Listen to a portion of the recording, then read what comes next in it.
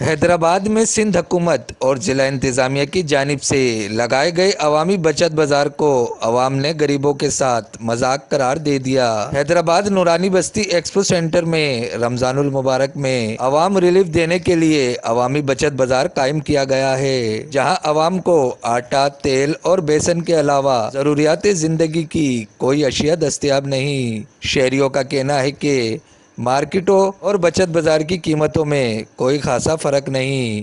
Relief نہیں ہے، یہ بزنس ہے، میں تو یہ کہوں گا۔ 80 روپے 70 روپے پیاز مل رہی ہے، یہاں وہ 100 روپے دے رہے ہیں۔ 100 روپے پیاز، آٹا 1200 روپے، 150 200 روپے کے لیے جو ہے لوگ رکشے کا 300 روپے کرایہ لگا کر آ رہے ہیں۔ اب غریب عوام تو کرایہ بھی لگا رہی ہے اس لالچ میں کہ بھائی ہمیں تو ملے گا۔ کسی 100 روپے کم میں وہ ہم دکان سے لے لیں تو ہمیں سکون سے مل جائے، یہاں ہم آتے ہیں لائنیں لگاتے ہیں 100 روپے کے لیے، تو ہمیں فائدہ کیا ہے؟ گورنمنٹ کیا ریلیف دے رہی ہے؟ کچھ بھی گورنمنٹ ہمیں ریلیف نہیں دے رہی۔ لوگ بھوک مر رہے ہیں، ایک ٹائم کی روٹی کھانے کو نہیں ہے لوگوں کے پاس۔ آپ جا کے دیکھو تو صحیح، بغیر بیچارے کھانا کھائے کیسے گزارا کر رہے ہیں۔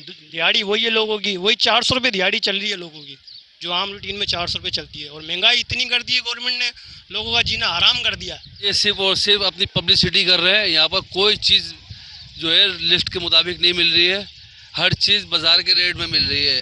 آٹے کے ریٹ 648 روپے لسٹ میں لکھے ہوئے ہیں، یہاں 1200 روپے میں آٹا فروخت کر رہے ہیں۔ جو فائدہ کیا ہے؟ اس سے اچھا تو دکان سے لے لے گا انسان۔ بچت بازار میں آ کے خواری اور کر رہے ہیں، کوئی چیز سستی نہیں ہے، نہ حکومت صرف اپنی پبلسٹی کر رہی ہے۔ ضلع انتظامیہ کی جانب سے لگائے گئے بچت بازار کو شہریوں نے مسترد کر دیا اور مطالبہ کیا ہے کہ اگر حکومت عوام کو ریلیف دینا چاہتی ہے تو کم سے کم بچت بازار میں ایسی اشیاء رکھی جائے جس سے عوام کو فائدہ حاصل ہو۔ کیمرہ مین شاذب خان کے ساتھ حسن رضا قریشی، وش نیوز، حیدرآباد۔